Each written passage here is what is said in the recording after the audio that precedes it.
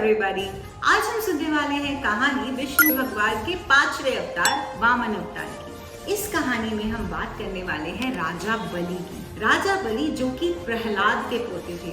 जी हाँ, वही प्रहलाद जिसके बारे में हमने हिरण्यकश्यप की कहानी में या विष्णु भगवान के नरसिंह अवतार की कहानी में सुना था। प्रहलाद के पोते राजा बलि बहुत ही न्यायप्रिय और अच्छे राजा थे और वह इतने महाबलशाली थे कि उन्होंने सारी धरती यहाँ तक कि स्वर्गलोक पर भी अपना साम्राज्य स्थापित कर लिया था। जब राजा बलि ने इंद्रलोक पर अपना साम्राज्य जमा लिया, तब इंद्रदेव पहुंचे विष्णु भगवान के पास इस दरख्वास्त के साथ कि भाई मुझे मेरा इंद्रलोक वापस दिलवा दे।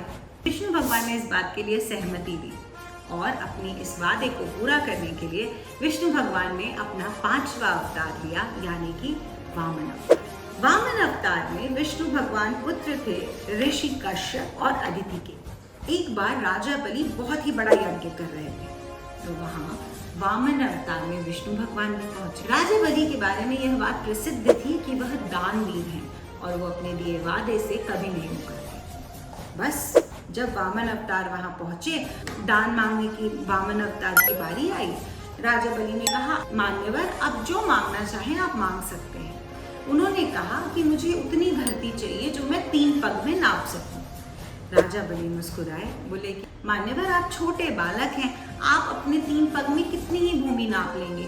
मेरे साथ बड़े विशालकाय राक्षस हैं, मैं उनसे कहता हूँ उनके 3 पग बराबर जमीन आप मुझसे ले लीजिए। वामन अवतार ने कहा, नहीं राजन, मेरे लिए तो उतनी भूमि पर्याप्त है जितनी मैं मेरे 3 कदमों में नाप लूं। राजा बलि इस बात के लिए मान जाते हैं, किंतु वहां मौजूद दैत्यों के गुरु शुक्राचार्य को इस बात पर कुछ शंका हो जाती है कि कुछ तो गड़बड़ है। वे राजा बलि को कहते हैं कि वादा मत करो, बिन जाने कि ये कौन है वादा मत करो। पर राजा बलि कहते हैं, गुरुदेव, ये वामन ब्राह्मण रूप में मुझसे दान मांग रहे, मैं भला इन्हें दान देने से कैसे मना कर सकता हूँ। और वे वामन अवतार को ये वादा देते हैं कि मैं आप अपने 3 पग में जितनी भूमि नापेंगे, जहां नापेंगे, वह मैं आपको दूंगा। यह वादा मिलते ही विष्णु भगवान वामन रूप में बढ़ना शुरू करते हैं।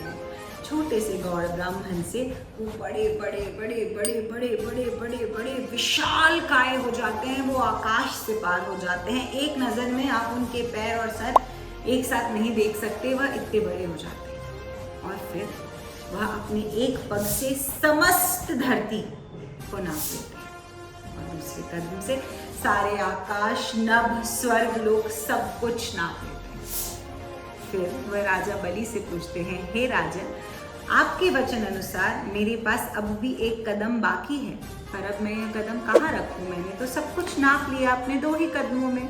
राजा बलि मुस्कुराते हैं और वो अपने घुटनों पर आकर अपना शीश आगे करते हैं और वामन अवतार से कहते हैं, आप अपना 3रा कदम मेरे सर पर रखिए।